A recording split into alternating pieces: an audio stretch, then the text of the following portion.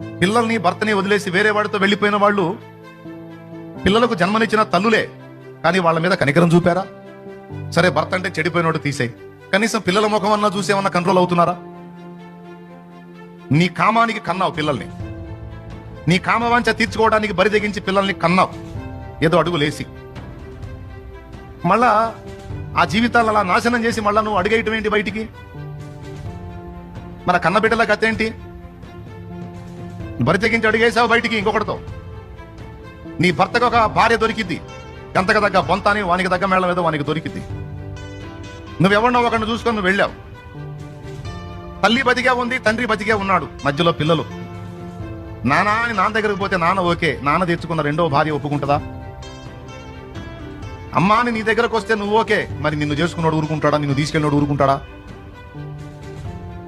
ఒక్కసారి న్యాయం చెప్పండి.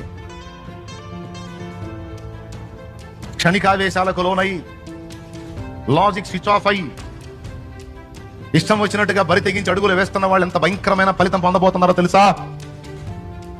నీ రూపం బాగున్నంత వరకు నిన్ను తీసుకెళ్లిన వాడు నీ అందాన్ని బట్టో లేకపోతే నీ దగ్గర ఏదో పొందుకుందామనో బాగుకుందామనో తీసుకెళ్తాడు. కొద్ది రోజుల్లో వాడు నిన్ను పక్కన పెడతాడు.